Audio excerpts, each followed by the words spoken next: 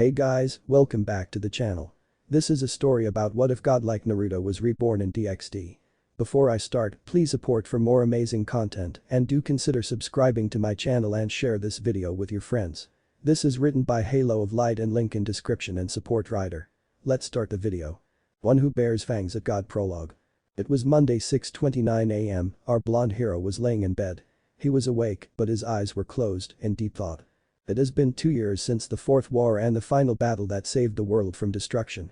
At least that's what he hoped because he never got a chance to see the results of it all. Ring ring ring. Ring ring ring. His hand reached out and pressed on the top of the clock ending the alarm. His eyes opened and he slowly got out of bed, slightly tired but awake. It's time to get ready with it. He got out of his room and went to the bathroom to wash up. After taking a shower to fully wake himself up and relax his muscles, he changed into an orange short-sleeve shirt with long black pants. He then put on a black blazer of the matching color. The blazer and pants were part of the Kuo Academy boy uniform set that he received. Personally, he didn't like the style nor did he care for it, but he didn't want to create a fuss about it, so he went along with it. To make up for it, he swapped the white dress shirt for the orange shirt and wore blue athletic shoes instead of the typical brown dress shoes. He looked into the mirror and the reflection was no longer that of the 15-year-old boy that he once was, but that of a 17-year-old. His bright sunny blonde hair has been cut shorter than it used to be. His whisker marks have pretty much disappeared save for a single line on each side of his face, which have remained as visible as ever. He has grown to a height of 6 feet, 183 centimeters, making him taller than most of the boys at Kuo Academy. His face had a more mature and serious look than what it used to be. After he finished changing, he headed to the kitchen and out of one of the cabinets, he took out a cup of instant ramen. He slightly opened it up, filled it with water, and put it into the microwave. As the ramen was being heated, he went to the refrigerator to get a carton of milk, got a cup, and poured into it. As he sat down on a chair, he said to himself. 2 minutes is sure better than 3 back at home, too bad it's not as good. I could try getting them to make them like they did back home. Heh, whatever, maybe someday. He had to admit, reducing the cooking time by a full minute was certainly a feat by his standards, even if it wasn't as good. Technology sure could be amazing. This world he lived in now was certainly much more technologically advanced than the world he came from. Sure, his world had things such as television, computers, wireless communicators, and other sorts of things, but they weren't as advanced and widespread like world he was in now. The people in this world had some amazing devices such as cell phone, he possessed one himself, cars, airplanes, etc. They built impressively tall skyscrapers and enormous cities that made the hidden villages look like a joke. However, the vast majority of these people seemed to have no ability to mold chakra and their physical ability was much weaker than the people of his world. But it made sense, there were plenty of people he had met in his world that compensated for their lesser innate ability with greater mastery and dexterity of various tools and weaponry. The people of this world would have to rely on technology to make up for the fact that they were not as physically strong nor possess any sort of power. In fact, most people back in his world weren't ninjas, but ordinary civilians who worked day to day to make ends meet. Being a shinobi was something that only a handful of people could do. The people in this world weren't much different at all, they carried on their daily lives trying to feed their families and themselves. But unlike the people of his world, the people in this world lived innocently with the knowledge of peace. A world where people could live and work towards achieving their goals without the doom of war dawning over them. A world where children could live as children instead of being trained to be weapons and to die. It was because there was peace that there was great widespread technology and vast cities for people to live in. War would have stopped such progress. Even though he was proud of being a shinobi, like his parents and his friends were, he fully acknowledged how incredibly flawed and dangerous the shinobi system was. There was pride and honor, but at the same time there was destruction and hatred that plagued his world and ultimately led to the events he experienced. The shinobi world was trapped in a cycle of hatred, people killing people for the sake of their village, their pride, their honor, the people they loved. Those who survived would bear hatred and exact revenge in the same form of killing. Hatred would pass on from one person to another with the killing keeping the hatred alive. Eventually people forgot why they hated each other in the first place, they were trapped in the endless cycle. The world had become such a hell that would drive individuals, like Madara and Obito, to come to the conclusion that such a world was worthy of nothing but destruction. The world he lived in now was overall experiencing peace, but it was peace that could end at any time, and there were plenty of pockets in the world with conflicts going on. There were plenty of flaws in the world and the people, but nothing is perfect and humans are no exception. No matter whatever world he was in, humans are still humans. Beep beep beep. The microwave sounds the completion. The blonde gets up and takes the ramen out of the microwave. He sits at the table, stirs the noodles, and has his meal. As he ate he looked at the palm of his right hand which held the mark of a white circle. It was the mark of Yang which symbolized the sun. The power that governed over light and life, the power that was granted to him by Hagoromo Utsutsuki, the sage of six paths. The mark also designated him, Naruto Uzumaki, as the reincarnation of the soul transmigrant, Ashura, the second son of Hagoromo. He was the counterpart to Sasuke Uchiha, who was the reincarnation of the soul transmigrant, Indra, the first son of Hagoromo. Sasuke had the mark of the black crescent on his left hand, Yin, which symbolized the moon. That power governed over darkness and death, which was also given to him by the sage of six paths.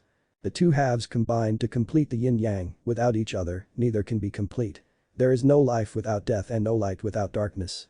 It was the combination of these two halves that allowed for the defeat of Kage Utsutsuki, the ancestor of shinobi, just as it did so long ago for Hagoromo, who possessed yang, and his brother, Homura, who possessed yin. It was after the defeat of the rabbit goddess that Naruto and Sasuke gained all the memories and experiences of all the incarnations of Ashura and Indra respectively. Naruto wasn't sure who he was anymore. Was he still Naruto Uzumaki or was he now Ashura himself? Such a troublesome thought. As a certain lazy pineapple head friend of his would say. Naruto would agree. It's too troublesome for him to think about. The only thing that made sense now was for him to live on as the person he has always been. Not for his sake, but for the sake of everyone he loved. Naruto finishes his meal and looks at the clock on the table. It was 7:40 am, school started at 8 am, and it would take 10 minutes to reach school from his house by walking. He downs the cup of milk and cleans up and heads to the door. As he reaches the door handle, he looks at palm of his left hand and then takes a look at the photos he had put around the house. Itekamasu, I'll be back. He opens the door and leaves. As the door closes a glimpse can be seen of his left palm. The mark of 11 circles with lines connecting to each other. Prologue end. One who bears fangs at God. Interlude 1. God is not what you imagine. Or what you think you understand. If you understand you have failed. Saint Augustine. If one could describe Naruto Uzumaki in their own words, the most common things would come to mind. Smart yet at the same time stupid. Weirdly smart. Unpredictable. Eccentric. Humble, yet proud. Hardworking and enthusiastic, but laid back at the same time. Mysterious. Speaks and acts Japanese, but doesn't look Japanese. Can't understand a science book to save his life, but he can read people like he can read book. Just when you think you knew what kind of person Naruto is, he would always turn around and surprise you. He could see things that others could not, but failed to see some of the most obvious things that everyone can see. He seemed to lack common sense that most ordinary people would have, but his observational skills were sharp to the point that it was almost scary. Naruto Uzumaki enrolled in Kuo Academy as a first-year student nearly 2 years ago with documents he had forged claiming to be a Japanese citizen with foreign ancestry. Many of his fellow students would ask him where he came from due to his foreign appearance. He would simply answer. Somewhere far away. He would say nothing more about where he came from. Due to his bright blonde hair and blue eyes, many of the foreign students speculated that he was Scandinavian. But they were completely wrong, he was from a completely different world. He came to this world not knowing a single word of Japanese, English, Latin, German or any of this world's languages. There were a bit of similarity in culture and society between his world and Japan, but there were a great deal of differences. How was Naruto able to communicate and live in a world so different from where he came from? It was by the true power and belief that the sage of six paths wanted to spread to the world. That was the power of Ninshu. The power to connect the spiritual energies of people. It was a power that allowed Naruto a form of communication that bypassed all language, cultural, and social barriers. Ninshu also allowed the power to obtain information from those Naruto connected to and the ability to imbue his power to those connected. It was a power that had similarities with the language ability that the devils possessed and communication abilities of angels, a power that allowed one's words to be heard in the words of the listener and vice versa. But that was where the similarity ended. Devils and angels still had to learn to understand the writing, culture, and society norms Ninshu did not. It was by this power that Naruto was able to fit into society and know how things worked. It was also a cheating power that allowed him to ace his Japanese, English, and writing classes with ease. Ninshu would have truly been a power that would have brought peace to the ninja world. If only people were not selfish to exploit it for their own ends. At the beginning Naruto did part-time jobs as a source of income. Then he posed as his godfather, Jiraiya, and edited first novel of Icha series, Paradise, and had it published with a company that sold and distributed material of a similar nature. Much to Naruto's surprise, the novel was a major success. Within the first 2 weeks the book sold 500,000 copies. This made it the fastest-selling 18-plus book in Japan. Soon by the end of the month over 1 million copies have been sold as it became the joys of many young teenage boys and grown men, much to the chagrin of all the women in Japan. Jiraiya soon gained a contract deal with a publishing company to serialize more of the Icha Icha series and receive royalties for the works. The money he received and continues to receive is very substantial, making him a fairly rich person in Japan. With the money, he was able to purchase the fairly large 2-story house under his father's name, Minato Namikaze. As safety precaution, Naruto distanced himself from Jiraiya as much as possible to cover his tracks for numerous reasons. First off, as Jiraiya he would feel the killing intent of all the women who wished his death or a painful injury to a man's most sacred parts. Second, he wasn't the pervert that he used after everything that had happened. Third, he was writing his own series that would come in the form of light novels under alias Ashura. And last, there were beings in this world that were looking for him. -2 years ago. Naruto was falling. He was falling down in a vast tunnel filled with light of all different colors. It was akin to looking at the sun, except the light of the sun surrounded you all directions and came in an innumerable amount of colors. It seemed like he has been falling for a minute, but he couldn't be sure. Suddenly he felt his fall slowing down to stop, leaving him floating in front of something he could not describe with words. He could not discern its shape, it was enormous, easily being twice as tall as the Hokage Mountains back in the Leaf Village. It shone with a blinding white light that made it impossible to discern what it was. He did not know what it was, but he felt a familiarity towards the thing before him. "What is this?" His voice came out echoing through the tunnels. He unconsciously raised his right hand and reached out towards it. He felt the yang on his hand react and all of a sudden the object before him stopped shining. It was a ring of 10 white glowing orbs that were orbiting around a single black orb that remained motionless. Light came out from the yang on his hand and shined upon the black orb. And the black orb soon glowed a golden color and the ring stopped orbiting. "It is complete." The orbs shuffled around and lines of light connected to the orbs to form a strange shape. The orb that was lit in the golden light was on the upper left side of the shape. The figure was engraved into his mind, he didn't know what it was, but it was beautiful. Naruto felt like he should know what it was but he couldn't. His body knew and his spirit knew, but his head did not. "You will understand one day." Then everything went white. One who bears fangs at God Chapter 1. A journey of 1,000 miles must begin with a single step. Lao Tzu, founder of Taoism, 600 BC 531 BC. It was a bright autumn day with a warm sun and a gentle cool breeze, a good day to start a week of school. As Naruto was walking toward school, he wondered what would happen today. Which was rather surprising as the Naruto in his younger days disliked school, even shinobi school where you could train and learn techniques. Initially he only enrolled just so he could blend in, learn a bit more about the world he lived in, and remain well hidden among the students attending. It was all just a means to an end. He had originally planned to drop out after a short time, once he learned everything he needed to know. But here he was now on his 3rd year at Kuo Academy, his plans had changed and he had full intention of finishing school. Despite how boring some of the classes could be, he found it enjoyable. Being able to appreciate the simplest things was something that just came with age and coming out of a war would certainly change how one perceived things. Life at Kuo Academy was simply much better than the experiences he had back then. Naruto remembered how much he hated school back at home, if it weren't for his surrogate older brother father of a teacher, Haruki Yamino, who he hoped was alive, he probably would never graduated to become a genin. He remembered how his peers would laugh at him and say cruel things behind his back. How he would be blamed for anything that happened and how he was always a prime target to bully. Most of the adults and teachers did everything they could to make his experience a living hell. The teachers would punish him for things he didn't do, sabotage his assignments and examinations in every effort to fail him, and ignore or completely refuse to help him when he needed it. The parents would tell horrible stories to their children about him, prevent him from getting close to their children, and worst of all glare at him with that cruel and hateful gaze of theirs. The gaze that told him how he was not a person, but instead, trash unworthy of being acknowledged. Such was the life of a Jinchuriki, the power of human sacrifice used to contain a Biju demon, especially for one that almost destroyed the village and ended many lives. In the end, he understood and accepted what he was, and he forgave those who hated and denied his existence for so long. But, it is all in the past now, he was no longer a Jinchuriki nor in his world anymore. Before he knew it, Naruto had reached the school gates, and there he spotted a familiar face waiting in front. It was a boy the same age as him with short and messy blonde hair and gray eyes. He, like the other students, wore the uniform except he didn't wear the blazer and instead just the white uniform shirt on top with the sleeves rolled up to his elbows. "Yosaji," Naruto greeted him. "Boy Naruto, good to see you're on time." Boy, identified as Saji, replied back smiling. "Mama, I didn't sleep through the alarm this time." Naruto sheepishly responded while rubbing the back of his head. Hahaha. Saji laughed. Well then, let's go, it's almost class time. Together they went to the same classroom. Genshiro Saji was the first friend Naruto made at Kuo Academy. They started in the same class in their first year and were seated next to each other. One thing led to another, and here they've been good friends for the past 2 years. Saji was a fairly easy to approach and hardworking guy with a kind personality. He got along with most people fairly well and was a very loyal person.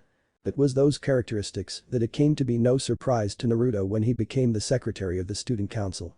Especially with the strong crush and admiration that he had for the president of the student council, Sauna Shitori. Now Sauna Shitori was another story. The bespectacled girl was word for word fitting of the title of president of the student council. Her intelligence was without equal, and she was strict to the point that she followed and enforced the rules and procedures down to the very letter. In Naruto's eyes, no one could be the president like Sauna could, especially with her closest aide, Tsubaki Shinra, the vice president, by her side. Naruto didn't really know Sauna much personally. He has seen and passed by her a few times, but they never said a word to each other. He was in the same classes with her a few times, but she never paid any attention to him. Most of what he knew about her were from the words of others, especially from Saji. But there was something off about her. Naruto could sense sort of energy, some sort of power coming from her body. Something about her that wasn't human, but he wasn't sure as he had no idea what this power was. In fact, after Saji joined the student council, something seemed different with him. Naruto felt the same power from him that he felt from Sauna Shitori and the student council. They weren't the only ones either. He noticed numerous students and staff around the school that possessed a similar aura. This aura was similar to those who were searching for him the moment he came to this world. It was because of that which Naruto put a seal on himself to hide his energy presence to that of a normal human. He could use techniques and abilities whenever he needed, but it would temporarily deactivate his seal and leave him open for detection.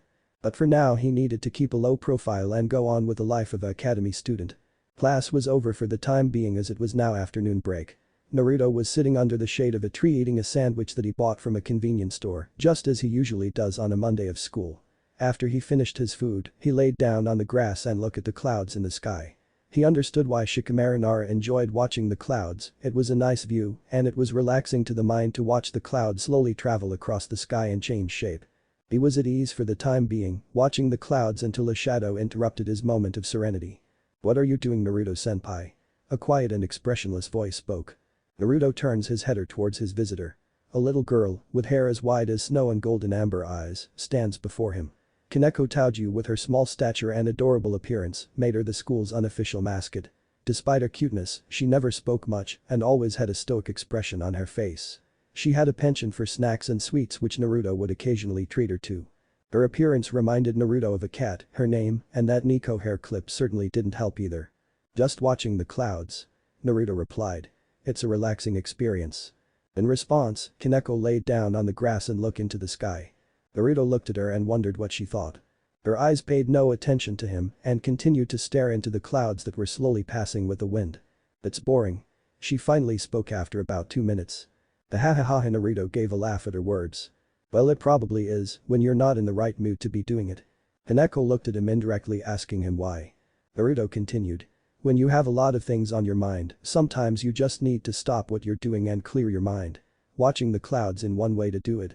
It really puts you at ease and empties your head of all the thoughts you have." Kaneko said not a word, which Naruto took as acknowledgement.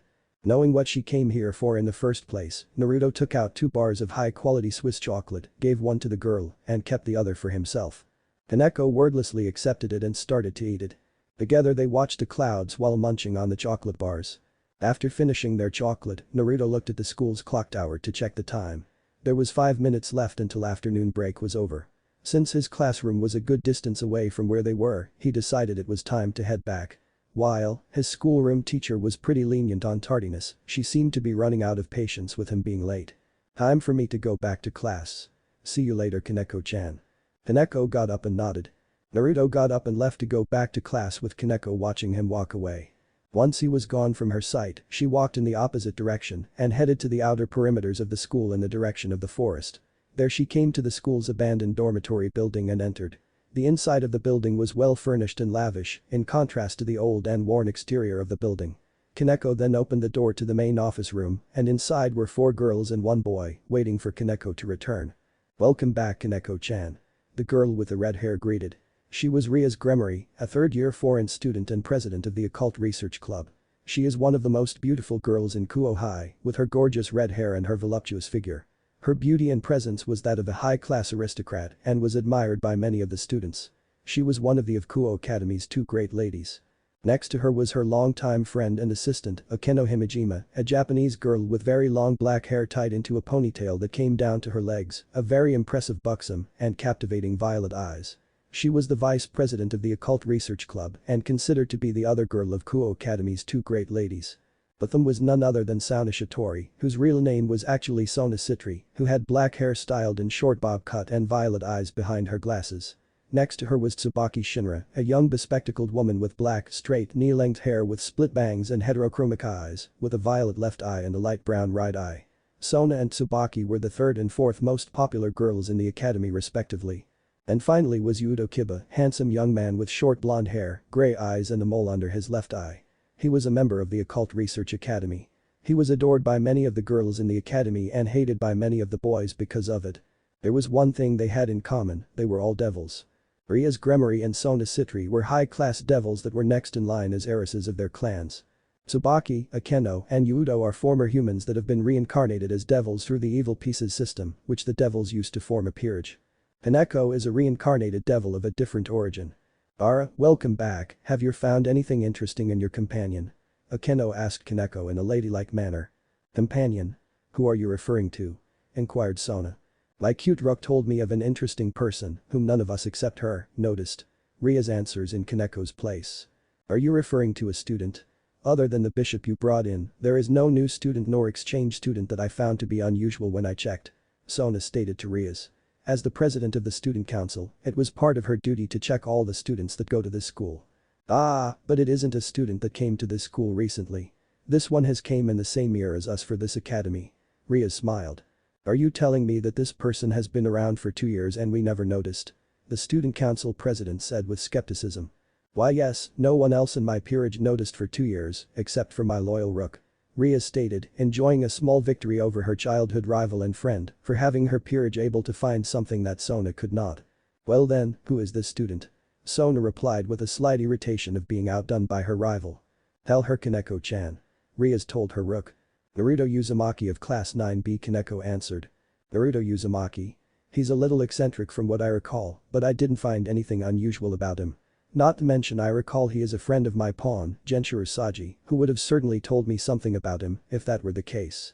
I didn't feel anything until I got close to him. I then noticed that he was masking presence with something that felt like Kaneko paused. Felt like what Kaneko-chan? Yudo spoke for first time, as a surrogate brother to Kaneko, he knew something bothered her. Senjutsu? Kaneko answered with a frown. There was a surprised look on everyone's faces. Are you certain? From what I know, it is impossible for anything that isn't yakai, let alone a human, to be able to use senjutsu. You sure it isn't some sort of sacred gear of sorts? Sona questioned. I didn't think so either, but I am sure now it is senjutsu, Kaneko answered. I know this power. I know it well. Because she ruined everything because of it. Senjutsu was a bitter subject to Kaneko, it reminded Kaneko of her. The one she swore to never be like. She who nearly brought her death and left her spiritually scarred.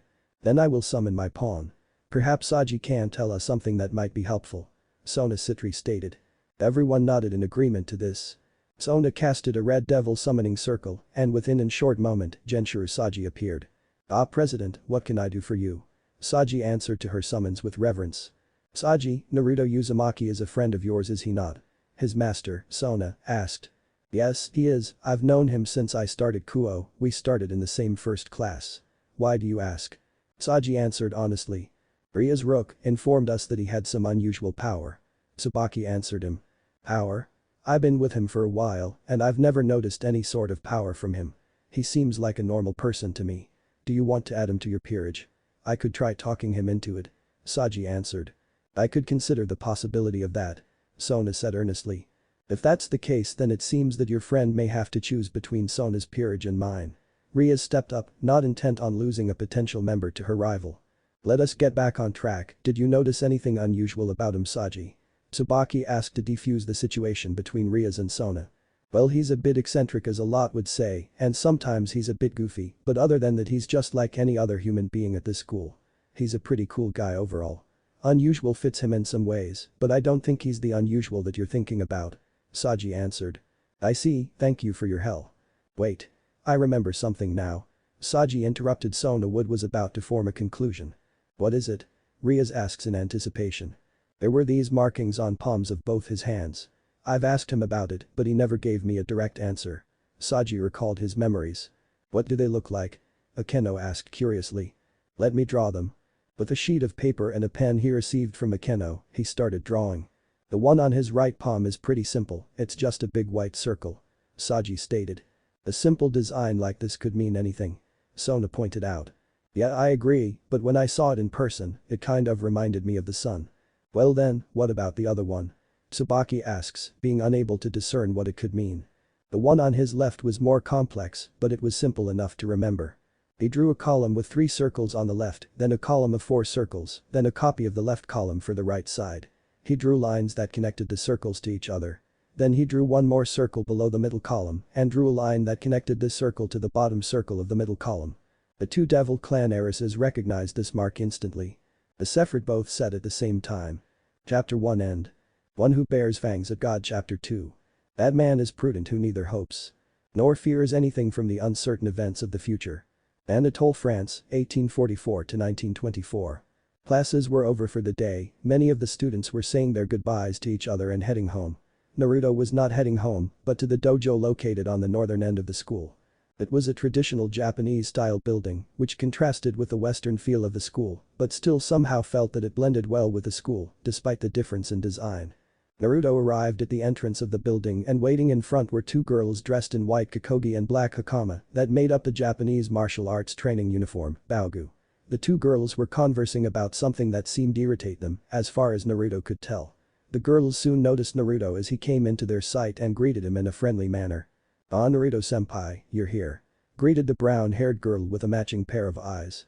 She is Murayama, the president of the girls' kendo club. Murayama comes from a long family line of kendo practitioners, kendoka, who own numerous kendo schools around Japan. She has an older sister, Akira, a world-famous kendoka, who Naruto has seen on TV and newspapers. So good for you to make it, we could really use your help. Smiled the pink-hair and eye girl next to Murayama. Murayama's companion is Caddis, she is Murayama's long-time childhood friend and vice president of the same club. She did not come from a background like her friend, but enjoyed kendo nonetheless. I'm glad to help. So what do you need me to do? Naruto replied to them. We received a shipment of brand new equipment for the club today. There's a lot of boxes and they're really heavy, the 2 of us barely can move one box. Most of our club members are busy taking care of other things so we couldn't get them to help. Answered Murayama. There's also a window that needs to be fixed after today's incident. Added Caddis. Incident? Oh, you mean that? Naruto understanding what they were mentioning. The incident they mentioned was when the school's perverted trio were caught peeping through a hole in the paper screen of the room the members were changing in. Someone had thrown the members through the window they were peeping through, where the trio then received a beating from the club members. After 2 hours of moving equipment and fixing the window, Naruto sits down on the wooden floor of the dojo, resting after a long hard work. It was not unusual for Naruto to help around school for various students and clubs that asked for his help.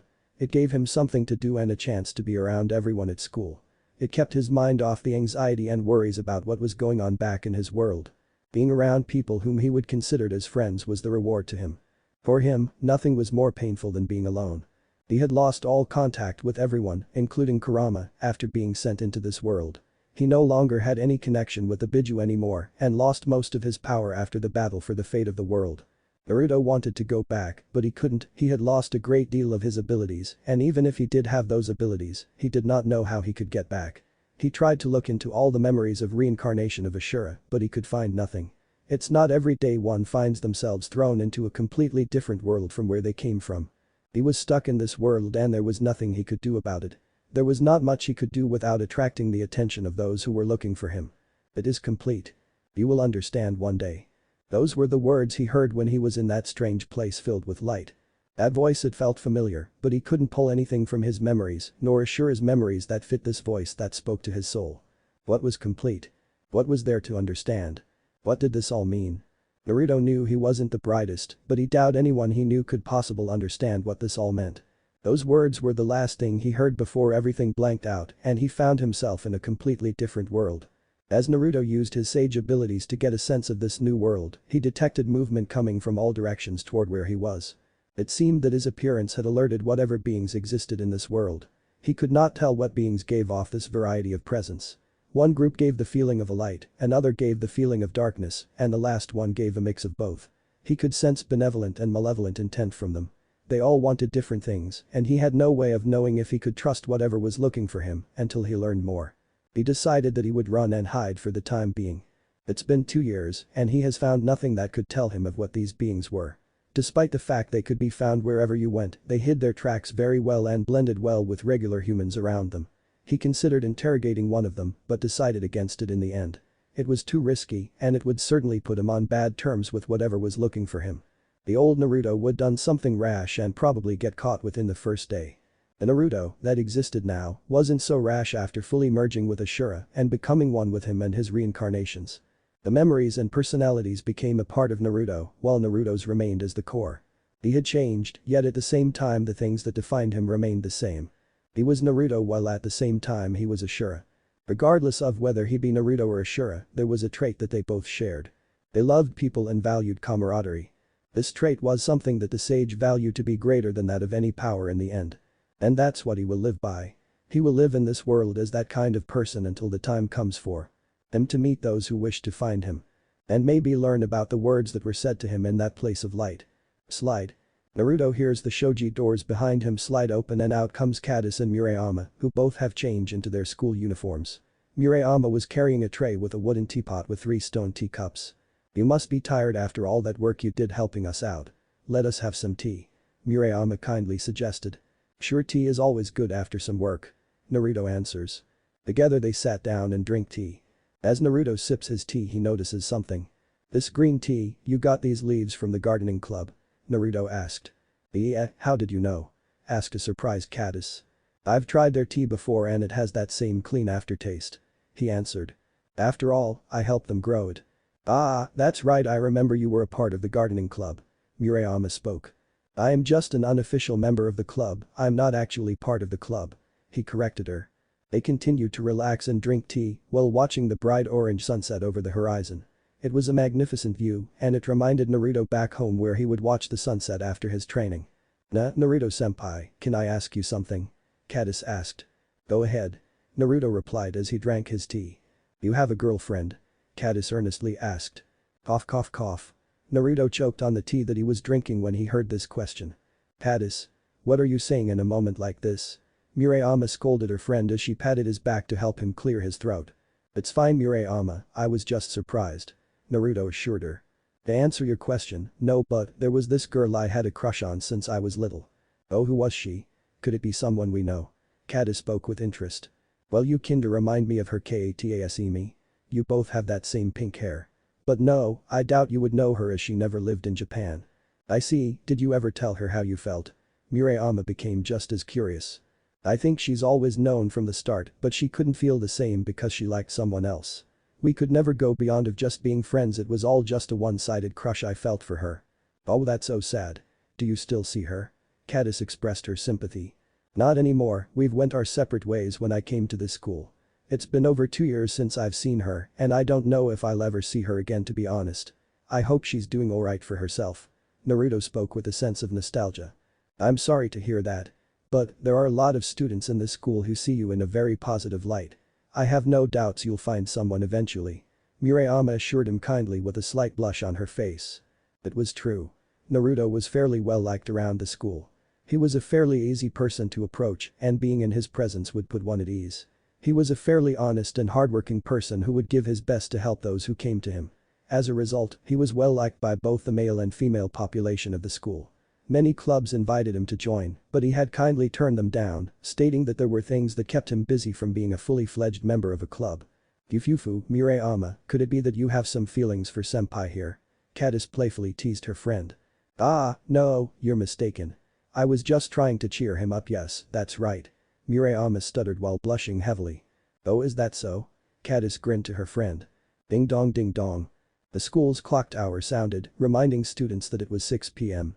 The time which was when the school was fully closed. Seeing this as her chance to get away from an embarrassing situation, Murayama stood up and picked up the tray. Ah well look at that, we should get going before the gates close. I'll clean this up. Murayama went back inside with the tray. Yufufu, running away Mura-chan. Caddis laughed. Haha, I guess we should get going. Naruto awkwardly laughed. Naruto knew there were many girls who had an eye for him, but he wasn't sure where he was in life. He wasn't sure he was ready to get into a relationship yet. The three students were standing outside the dojo. Murayama had just finished locking the door with the key that she wore around her neck. Alright, let's go home. I can't wait to read the new volume that Ashura released. Caddis cheered. You mean the Will of Fire series? I've heard good things about it from everyone I heard from, Murayama asked. I really like it. The new volume is supposed to revolve around one of the villains. My friends tell me it's very dark and saddening. My mom got a copy that I can read.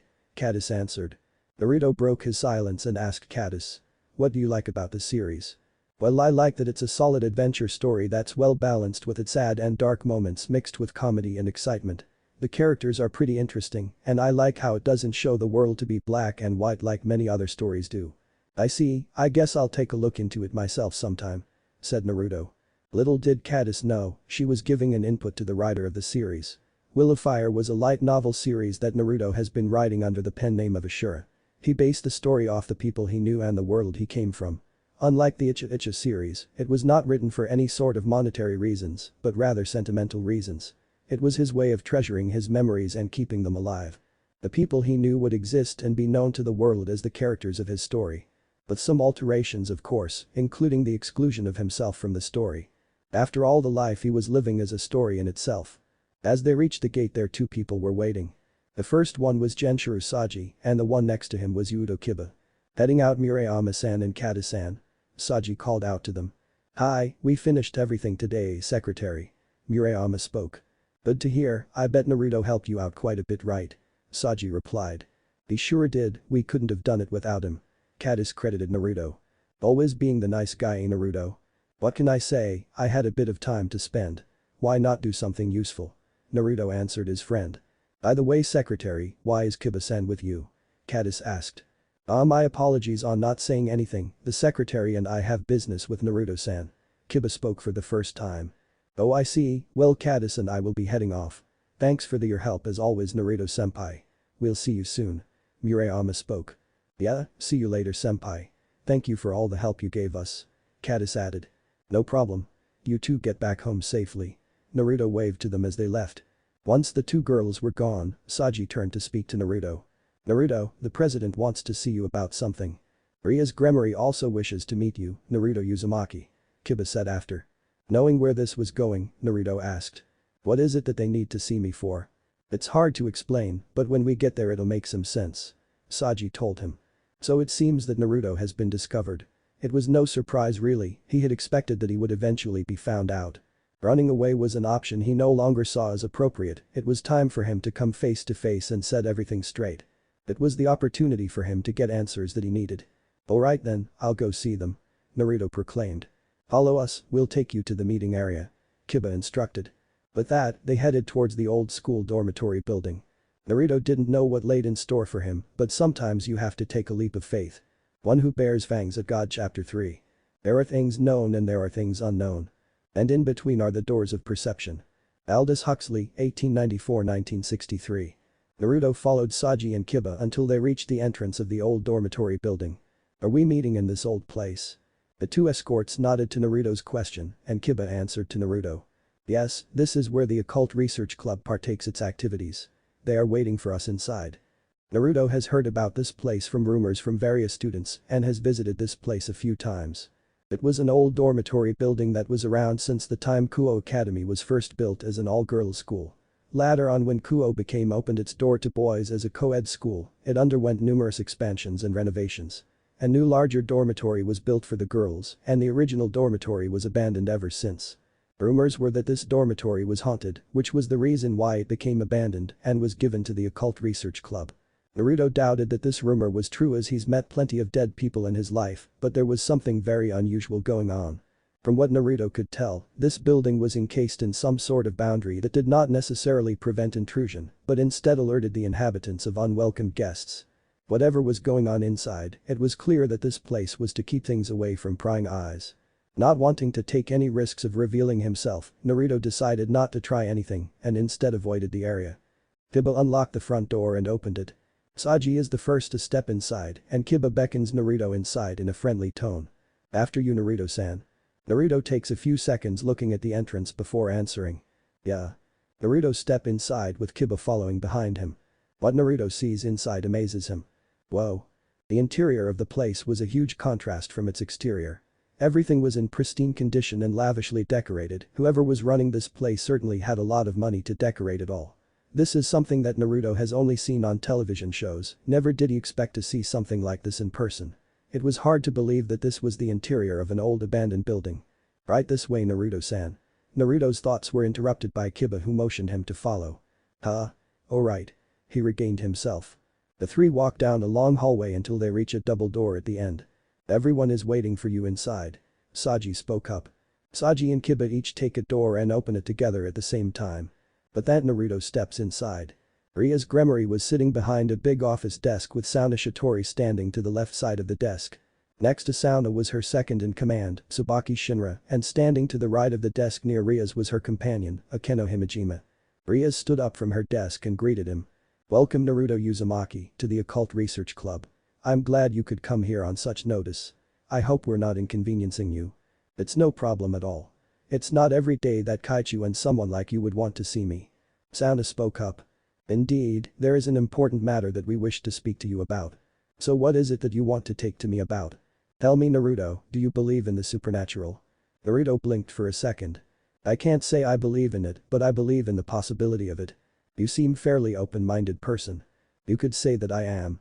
So why do you ask? Is this something to do with the Occult Research Club?" Rias answered his question. "In a sense it is. But there is more to it." "Is it for the same reason that the student council is here for?" "Yes, it has to do with the markings on your hands, could you tell us about those?" That question confirmed Naruto's suspicions, they knew about him. The markings on his hands was something he didn't show off, but he didn't truly conceal it either. Trying to cover it up would attract more attention than not covering it up. Simply the best way was to avoid showing the palm of his hand, as a result only a handful of people have ever seen it. "So I guess Saji told you alright, let me ask you this, what do you know about them?" Rias pointed to his left hand. "The mark on your left hand is the Sephirot, the 10 spiritual emanations that represent life. It is said to be the principle of all life." Naruto opened his left palm to reveal the mark for everyone to see. After looking at it he turned his focus back to Rias. "The Sephirot of the Kabbalah, yeah I know that much about it. I don't know anything else about it though. As for one on your right, it is unknown to us, which is why we are asking you." Naruto looked at the palm of his right. The seal, that defined his existence, was now the center of focus in the room. His eyes sharpened and his expression became more serious. "Yeah I know about it more than the other one, but why are guys so interested in this? Who are you people really? I'm sure you guys didn't ask me to come here to just talk about some marks." Rias turned her head to Sauna, who nodded in response. "Tell me Naruto, do you believe in devils and angels?" Naruto gave Rias a questioning look. "What does that have to do with?" Whoosh. The pair of black bat-like wings sprouted from the backs of everyone in the room, leaving Naruto with a surprised look. After a few seconds he finally spoke. "Whoa, I guess do believe now. We are devils, one of the 3 factions along with angels and fallen angels. The 3 factions have been warring with each other since ancient times. We, the devils, reside in the underworld, the angels in heaven, and the fallen angels who are cast out of heaven. As you can see, we are supernatural beings. Which is why we asked if you believed earlier. I knew you guys weren't human, but I never knew what exactly you were until now." Everyone in the room had a surprised look on their face. Sauna spoke up. "And how did you know that?" "The same way you guys probably found me out. You guys constantly release a sort of energy around yourself that I can sense. I tried to conceal myself, but it's obvious that didn't work." "I see, but you are wrong about us being able to detect you. Not even Saji was able to notice anything from you. That was someone else."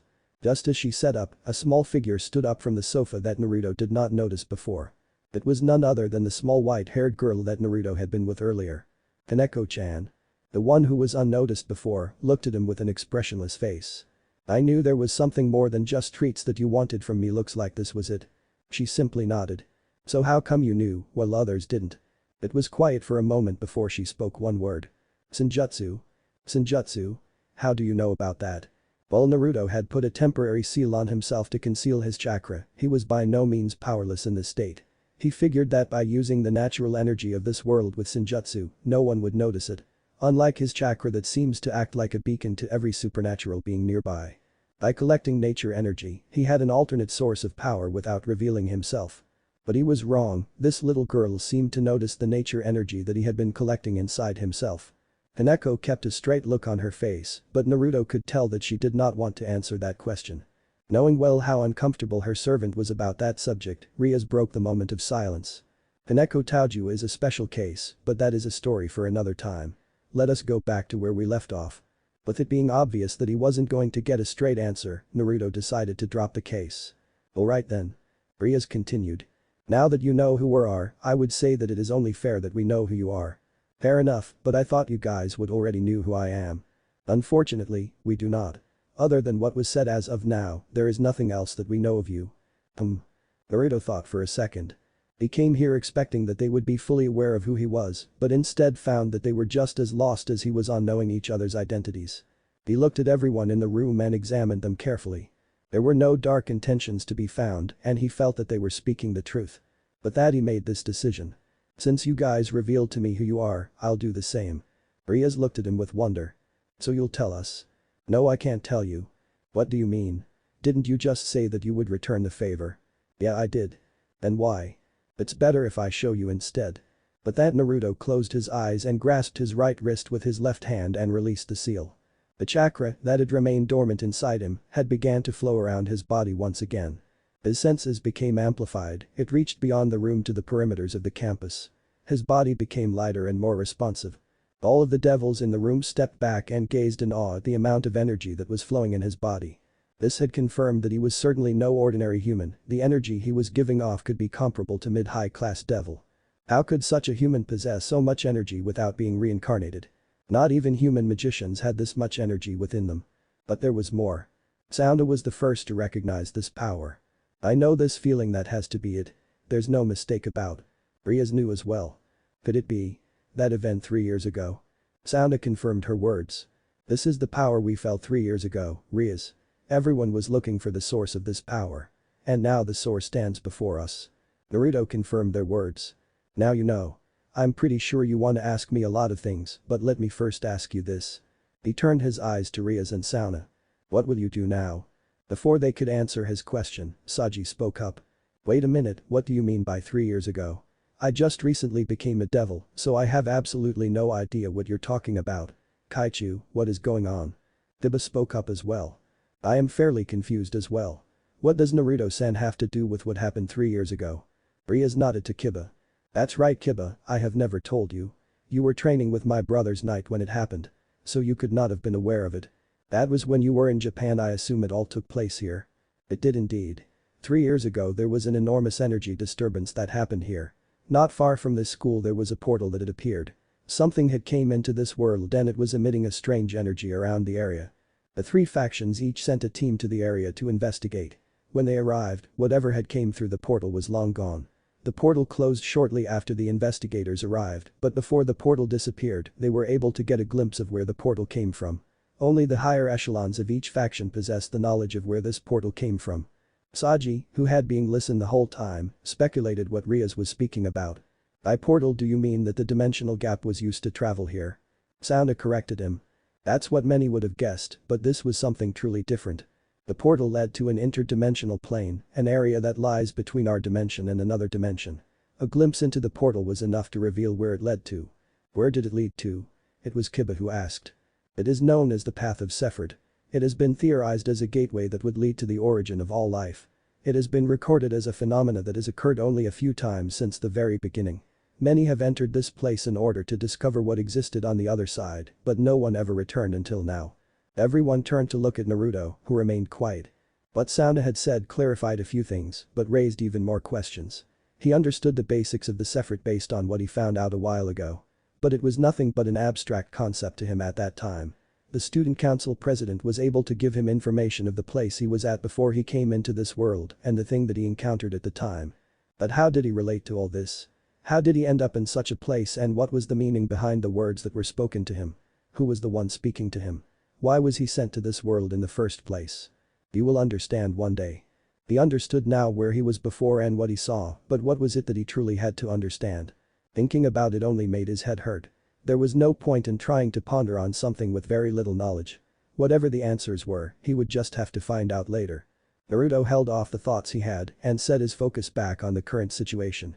Rias could not believe it. She knew the blonde was not normal, but never did she expect this. But when all the pieces came together, everything became clear. It all makes sense now.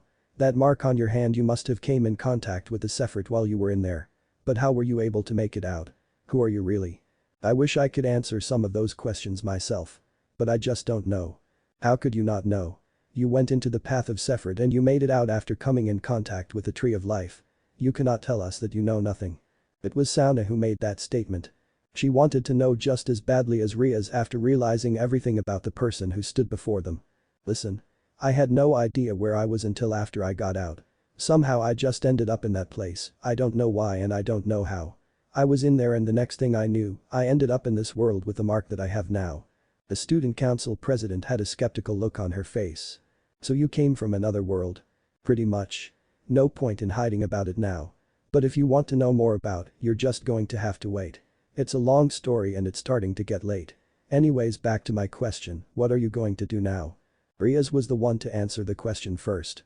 I will have to tell my brother about you. Your brother? Yes, my brother holds the title of Lucifer. He is the leader of the devils and part of the four great Satans. Naruto was surprised by this revelation. Wait, so your brother is the leader? Does that mean you're? Rias interrupted him. No, whatever you're thinking, I am not part of the leadership. I have no power or say in the sovereignty of devils. That power lies exclusively with him and the four Satans. She sighed. I don't like being part of such affairs, but something like this goes way beyond me. You should realize by now how important you are. Naruto chuckled. Oh, I realized it a long time ago when you guys were going out your way to find me. Rias then turned to Sauna. I assume you're going to tell your sister as well. As troublesome as she is, there is no way I can't get away with not telling her about this. I just hope she doesn't create an issue when she comes. Naruto could help but ask. Wait, Kaichu also has a sibling who's a leader as well. Yes, this is Sona Citri, heir to the Citri clan.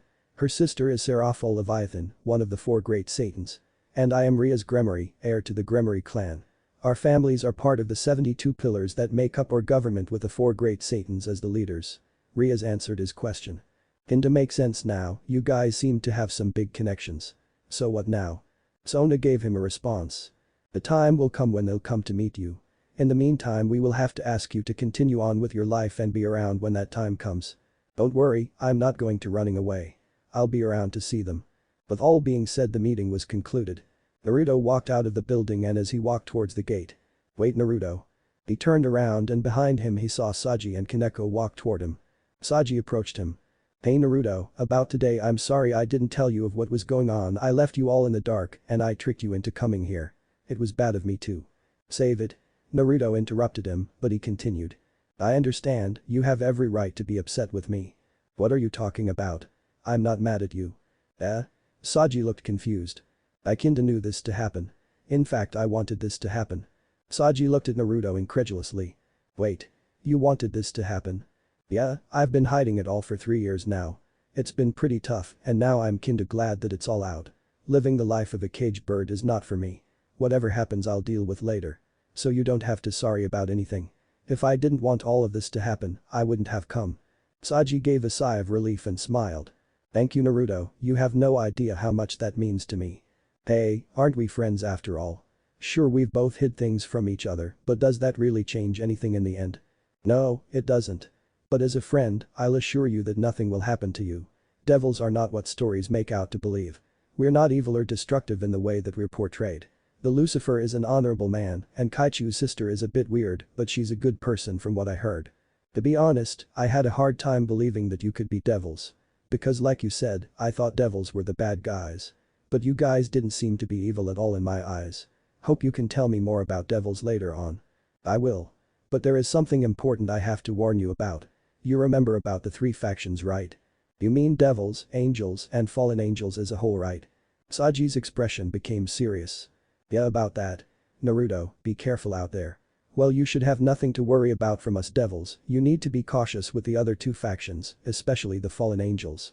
Although the three factions have had a ceasefire agreement, there is still conflicts going on. If they find you out, they might try to capture you or worse kill you. Yeah, I'm pretty aware of what kind of situation I'm in right now. I can take care of myself, don't worry about me. I wasn't able to hide for 3 years by just dumb luck, you know. Just head straight home as soon as possible, it's been pretty dangerous at late night these days. Mention nothing about what happened here. You're starting to sound like a parent, you know. Naruto joked. It's my job as your friend and as a member of the student council to ensure you stay out of danger. This is nothing to be joking around with. Saji replied indignantly. Hi, I won't let you down, secretary of the student council. After all, you gotta impress the president, right? Saji's face went red. Ah. Just get home safely, Naruto. Haha, alright, you have my word, Saji, and I always keep my word. That's my way. But that Naruto turned his focus to Kaneko, who bowed her head to him and offered him a bar of chocolate as a sign of apology. Naruto smiled and took the chocolate and broke it in half. He crouched down until he was eye level with Kaneko and offered her one half. No hard feelings, nah. You're always welcome to join me as usual, Kaneko-chan. She gingerly accepted the chocolate from Naruto. Naruto-senpai. She nodded to him as her answer. Seeing the sun setting, Naruto decided that it was time to head home. Jana. Having said that, Naruto walked past the gates and disappeared into the distance. He is truly kind. Kaneko commented. Yeah, he's always been like that. He's the kind of person that you'd want on your side, even though he can be a knucklehead sometimes. Saji answered. She nodded in agreement. The sun had fully set and the darkness of the night took over the skies in a fairly short amount of time. Naruto was halfway back to his house. What should I have tonight? I haven't had some real ramen in a while. I hear there's a new place that opened recently. Maybe I should check that out. He spoke to himself. He continued walking until he smelled something. It was not the smell of food that had been the subject of his thoughts. No, it was a scent he had known throughout his life. Blood. Its smell was strong enough to permeate the air, even a person without enhanced senses could detect it. Naruto moved closer to the area where the scent was strongest, with caution. The smell led him to a dark alleyway between two apartment complexes. When he came closer to the alleyway, he sensed an evil emotion coming from within. Naruto pulled out a pair of kunai that he hid within his sleeves and armed himself. He peeking around the corner of the alleyway to see. Blood was spread all over the walls, and nearby were 3 bodies. The bodies were dressed in similar attire, which to Naruto's knowledge, appeared to something that priests wore. Naruto could see clearly how horrifically mutilated their bodies were. One had been stabbed through the chest where the heart was, leaking a large amount of blood. Another had received a decapitation and was missing its left arm. The last one had been horribly eviscerated with all the organs and fluids coming out of the body. But there was something else. Another body, but this one was alive and moving around. It was clearly a man dressed in black and in his hand was glowing sword that had blood dripping off it. This man was without a doubt the one who murdered the 3 who lay dead before him. He was oozing with such vileness and evil that Naruto had a hard time keeping himself calm. The killer quickly turns around and pulls out a gun and aims at Naruto. Naruto quickly pulls away his head, a split second before he hears. Bang. Bang.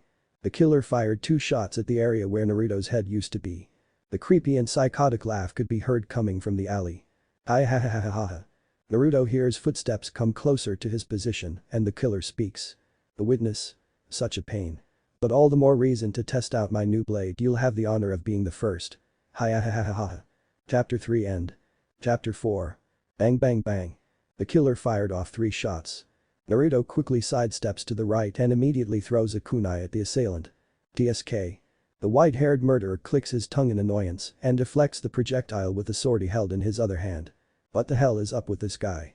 He expected an easy kill, just like one of the many bystanders that he slaughtered in his quest of bloodthirsty enjoyment. While he enjoyed having a prey that could fight back, the fact he was being pushed back easily was unacceptable. It's been a few minutes since their fight began and he couldn't even scratch this kid. Who the hell are you to screw around with me? He demanded. Naruto pointed his kunai at him. I don't need to say anything. At that moment Naruto threw the kunai at the white-haired killer and charged toward him. Do a piece of shit like you. The killer quickly moved out of the way of the kunai and swung his blade at his target, who had his fists ready for him. Slash. Naruto was slumped over with the blade dug under his left arm and into the area of his heart. The white-haired man was pleased at his victory as he made a grin of depravity and insanity. The cuckoo ha ha ha ha ha. Who's the piece of shit now? I wondered who you were, but it doesn't matter because you're just a dead man now. Unfortunately for him, his moment of victory was cut short by a voice that came from behind. Even a dead guy is more than a shit like you. The killer quickly dropped his smile and turned behind him. What he saw was a fist flying toward his face. Bam. The force of the punch sent him flying off the ground and hitting a wall near the alleyway. Fuck. His face was a mess with bleeding from his mouth and nose. The impact of hitting the wall knocked the air out of him and left him with pain all over his body. The killer struggled up to his feet and picked up his sword, only to realize something was missing. There was no blood that should have stained the blade from a moment before. He turned to look at the spot where he killed the boy, only find that there was nothing there. A sound of footsteps came towards him from the darkness of the alley. Out of the shadows came the person that was supposed to be dead a few seconds ago. What kind of trick was that? The injured assailant spoke. It doesn't matter, it's over for you. Naruto approached him, ready to put an end to the white-haired man's life. It was a simple yet clever trick, just like the one he pulled years ago on his first real mission. That was no ordinary kunai Naruto had thrown at him. It was he himself that was the kunai. During the fight he had created a shadow clone in the shape of a kunai. But he couldn't just simply throw it as the clone would be destroyed if it got hit by that strange yet dangerous sword.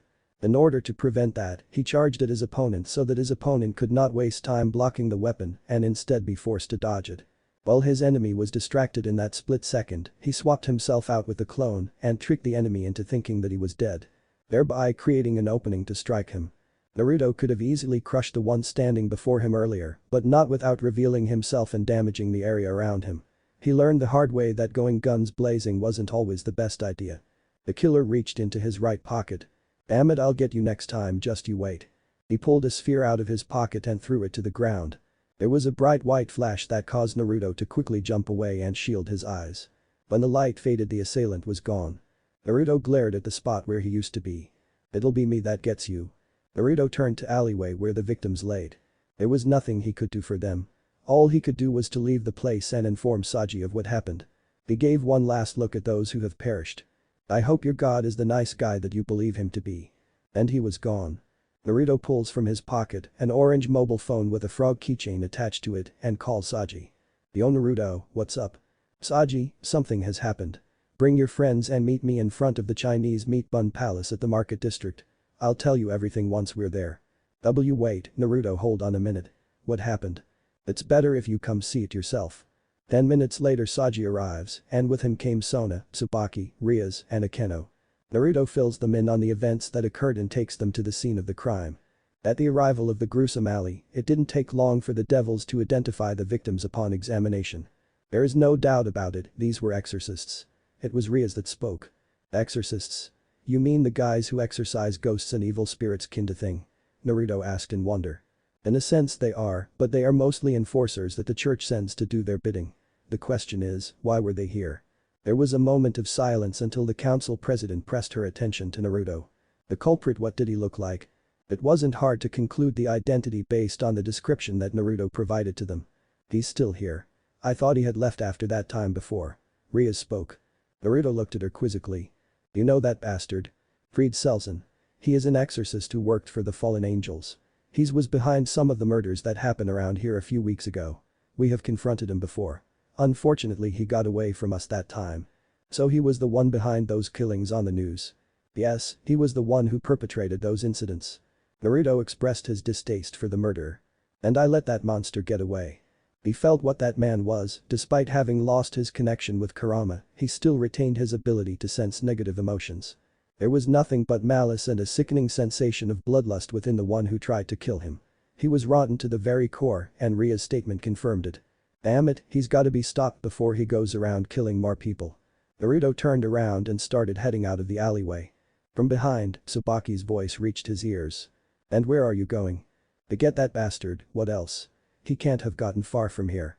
Just as Naruto was about to leave to catch the white-haired man, Sona stopped him. I understand how you feel about this, but we can't let you go after him. And why the hell not?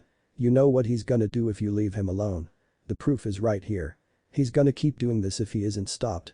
Rias steps into the conversion to reason with the blonde. We know. Then if you know then. This city is a territory of the Gremory family. As a part of that family, it is my responsibility to deal with this matter. It was our mistake letting him escape from the beginning. Therefore, this is something that we must do ourselves. If that's the case, then let me help. Finding him would be easy. Rias interrupted him. We can't have you going out and just yet. I promised my brother that you would meet with him. It would be bad for the both of us if something happened to you. Until the meeting happens, I want you to remain under the radar." Naruto said nothing, instead he looked Ria straight in the eyes. His eyes as blue as the ocean met with the sapphire of Ria's. Seeing the clear resolve that her eyes betrayed, he yielded. "Fine, but if I see him again, I'll deal with him myself. That's all we ask for." Naruto turned his attention back to the scene of the crime. "What's going to happen here? I doubt you're gonna have the police deal with this." This time Citriera spoke. "This is matter that we must deal with, and because of the fact that they were enforcers of the church, we can expect a meeting with their representatives soon. No surprise, they'd probably want to know what happened there, guys. Speaking of which, we would like you to avoid contact with them until you meet with our leaders." Naruto gave a puzzled look.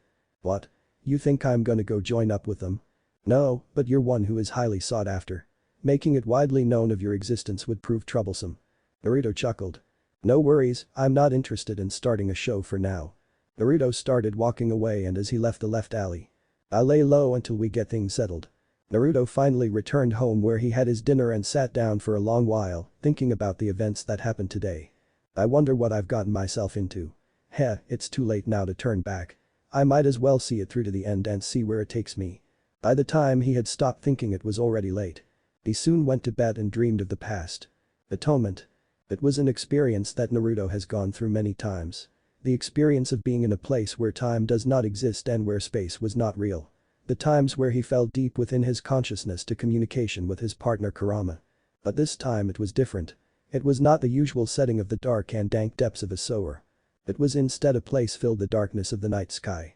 But within that night sky, there were countless stars that were spread across the entire place and brought light upon the area so that it wasn't completely dark. It was a vast space that gave a strong feeling of silence and emptiness. And it was here that one could feel complete isolation and loneliness. "Where am I? What is this place?" Naruto could only speak out in wonder and confusion. Naruto and Sasuke along with Sakura and Kakashi had finally done it. They had stopped the ancient being, Kagaya, the one who came from the stars and became a god by the powers of the Shinju, the god tree. Kagaya, from the powers of her providence, had determined the fate of humanity through her proxy, Black Zetsu, who had shaped over 1,000 years of history by his machinations. It was from the defeat of the moon goddess in her shadow that humanity would be able to finally escape the passage of fate and then from there, be able to seize their own destiny. But that is a story for another time, for when the sage came to rescue the four heroes from the dimension that they were trapped in, Naruto suddenly blacked out. Was he trapped in another one of Kagaya's dimensions? Naruto wondered. Despite the surreal nature of this place, it was clear that it was no illusion. "Sakura. Sasuke. Kakashi-sensei. Is anyone here?" Naruto shouted out. His words echoed throughout endlessly, and that was the only response to his call. Naruto then desperately tried to communicate with Kurama and the other tailed beasts, only to be met with complete silence. What is going on here? Did Kagaya trap him in this dimension as revenge? Or did he die and this was the afterlife? If you're wondering if this is the afterlife, then you would be correct. But this afterlife is not yours, it is mine. The voice echoed across the realm, alerting Naruto that he was indeed not alone. "Who's there? Show yourself." In response, out of thin air appeared a tall man dressed in grey robes with a black sash and a katana strapped to his back. He had dark brown hair with short-cut eyebrows with black outlines around his eyes. The most noticeable feature was the pair of Sharingan eyes the man possessed. Noticing this, Naruto spoke. "A Sharingan, you must be an Uchiha." The man interrupted him. "While the Uchiha clan shares my blood, I am not one of them. I have existed long before the Uchiha clan came into existence and before my eyes were called the Sharingan. Those who created the Uchiha clan are my descendants." It began to dawn upon Naruto the identity of the stranger who stood before him. Descendants. Wait, what that old man sage told me, and that face, then you must be Indra. You're his oldest son. You're correct. I am Indra Utsutsuki, the elder son of the sage of six paths. The man now identified as Indra paused as he was reminded of the painful past. A forlorn expression formed on his face and he continued. "And I am the one who betrayed his family and murdered his brother. I am the one responsible for every terrible thing that has happened to mankind for the last 1,000 years. So Black Zetsu wasn't lying about what he said then? You really did all that?" Naruto was incredulous. Indra nodded in response. "It is true. Well, Black Zetsu did deceive and manipulate me, it was my failure to have willingly fallen under his control in the first place. That I, who could have been the one to bring peace, was so easily swayed by the darkness. Even you can clearly see that father was not mistaken for choosing Ashura instead of me. But how? How did Zetsu control you and make you do all those terrible things? You must have been strong enough to have stopped him. I could have easily destroyed the miserable parasite and I should have. When I encountered him, I was ready to slay it where it stood. But I was not prepared for the curse that he would lay over me. The curse? That must have been some pretty strong curse if it made someone as strong as you fall to it. It was not just the curse itself, it was the deception and manipulation of my emotionally vulnerable state that was what truly defeated me. It is best if I start from the beginning, I will tell you everything you must know. Alright, I'm all ears. As long as I could remember, my father has tried various ideas and ways to bring peace to a naturally destructive race known as humanity. But my father could not find a solution because he himself was not human. He was a pure-blooded Lunarian who was born with knowledge and strength. A Lunarian? Naruto interrupted him. Lunarians are a spacefaring race that have traveled throughout the universe long before humans came into existence. They traversed space by using the moon that they lived on. It was from that the humans named them Lunarians. Our ancestor Kagaya and our father were such beings. Did it not occur to you how different my grandmother and my father seemed from regular humans? That is because they were never humans in the first place. So I was right, she was an alien, and the old man sage was too. Does that mean that you and Ashura are aliens as well? The blonde asked in excitement. Unlike my father, my little brother and I were only half Lunarian. Our mother was a human. The human traits are dominant over Lunarian traits, meaning that you could not tell the difference between a pure human and a hybrid. There are a few who possess the blood of Lunarian alive today, such as you and Sasuke, but none are unaware of it. That means that me and a whole bunch of others are part alien. Whoa, talk about a revelation there. But I digress, as I was saying, my father, who was not human himself, could not find a solution for humans because he did not understand and experience what it meant to be human. As half-humans, Ashura and I were tasked in finding the ideal solution for human peace. I don't get it. Other than how you guys look and having crazy powers, what else was so different between Lunarians and humans that your old man couldn't find the answer himself? Despite having fairly similar physiology and being able to interbreed, Lunarians and humans were in many ways different. Humans had problematic traits that did not exist within Lunarians. Traits that influenced how humans behaved and interacted with each other were the problem. What was wrong with humans then? Naruto wondered. Humans were very impulsive and instinctive in their behaviors. These behaviors would overall lead to self-destructive tendencies that have plagued humans ever since the beginning of their existence.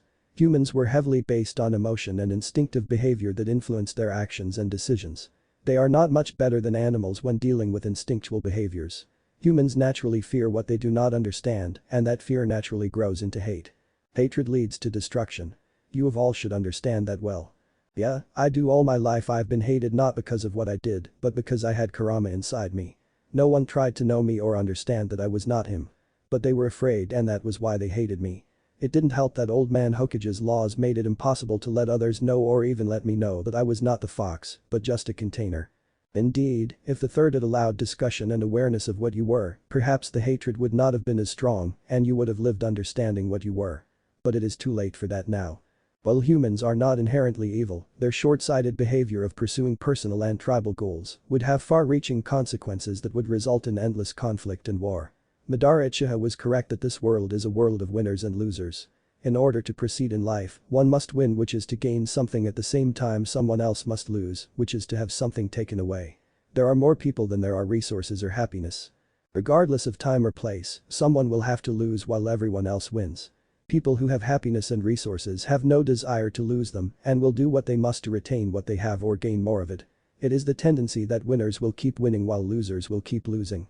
The divide will grow between have and have-nots, the losers will breed resentment for the winners. And with that resentment comes war. Resentment results in a different kind of hatred, but the results are the same, and that is destruction.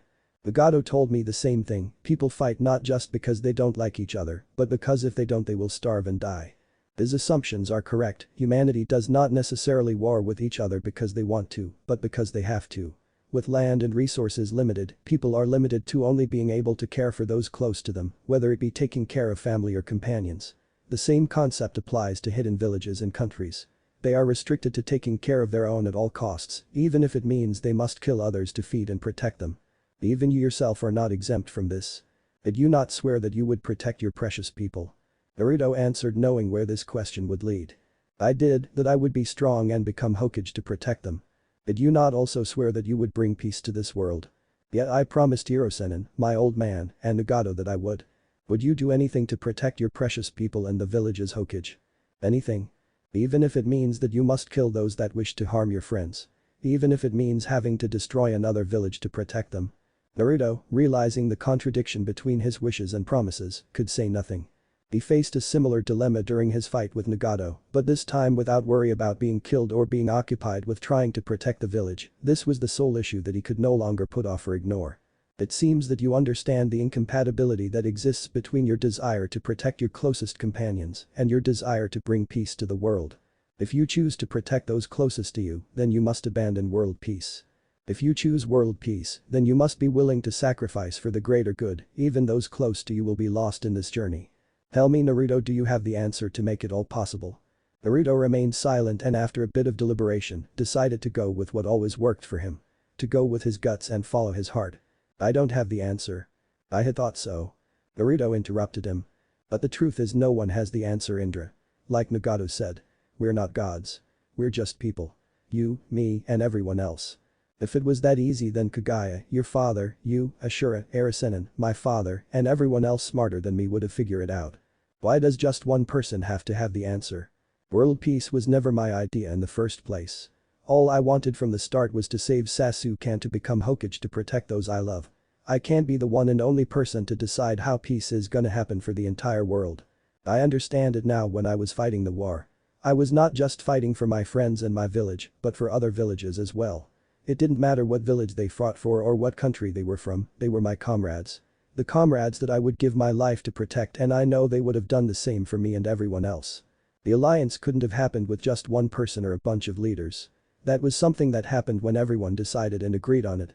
You can't force your idea world peace on everyone, and you can't just by yourself make peace happen if no one wants it. The decision for world peace is not my decision, that's a decision that everyone has to make. All I can do is to make sure the peace that everyone wants becomes a reality. That is the promise that I make, to use my strength to uphold that peace. And if everyone can decide this peace, then that means the people I hold precious will be able to decide on it as well. Indra stood silent for a moment in deep thought to what Naruto had just said. The peace that everyone wants and decides on and the power to make it happen. Could that have been what we have been doing wrong all this time? It all makes sense now, why every attempt at peace was a failure. Why my father's plan had failed. All this time we have been trying to force what we thought of peace without the consent or desire of the people who we wanted to bring peace to. Why even Ashura's concept was flawed. To have given power away to everyone without having any power left to do anything. If only back then Ashura and I had known, but it is too late for us now. Indra took a look at the boy in front of him. But there is hope for you. There is only one thing I desire now, Naruto, one thing. Naruto blinked. And what it is that you want? I care not for power nor peace anymore, all I wish for is atonement. To right the wrongs that I have made, to finally put an end to this curse of hatred that has destroyed the bond that used to exist between Ashura and Indra, to show father and Ashura that I have changed.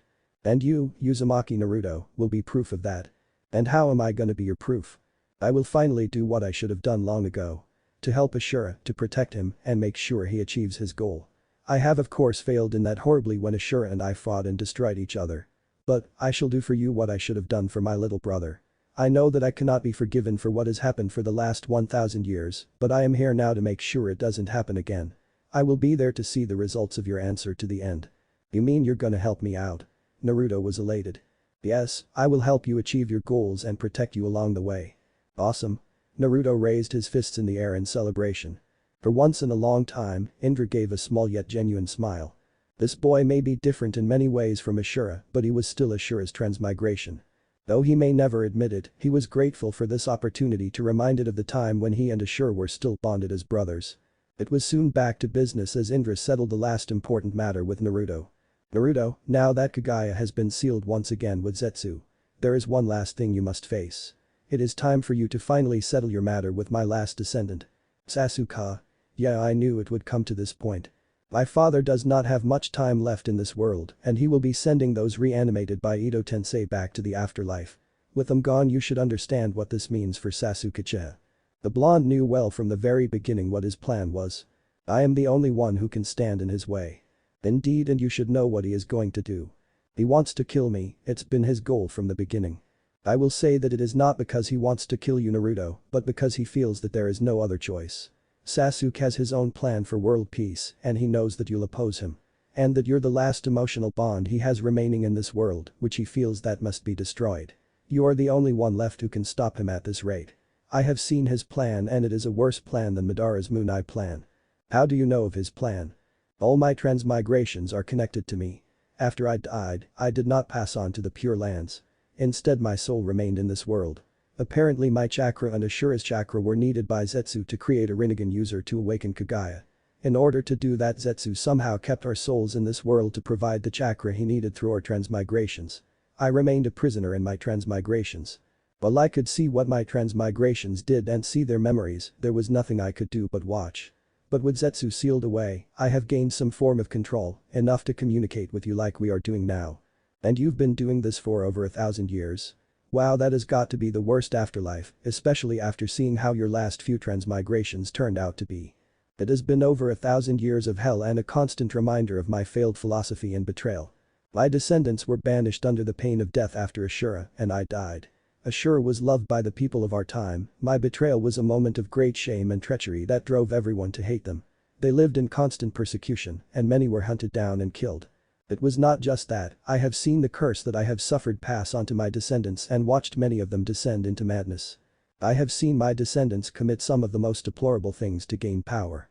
It first started with inbreeding in order to keep the bloodline pure and strong, which instead caused further insanity and degradation of power with each passing generation. In order to desperately regain the power lost over the generations, many turned to sacrificing each other to gain power. It was this mad pursuit of power that drove them to extinction. I realized how destructive power was, and it was clear that it by itself could never bring the peace that my father wanted. Worst of all, I saw Zetsu control and manipulate them to do his wicked deeds and lead them to their destruction. Naruto was aghast by what he was just told. He had a faint idea that the Uchiha clan didn't have a very good history, but never did he realize that it was this terrible. So Sasuke, is he the way he is because of? Yes, Sasuke is the monument of my sins. He the result of 1,000 years of madness made worse by the curse of hatred that affects his mind. You talk about the curse a lot, what is this curse of hatred?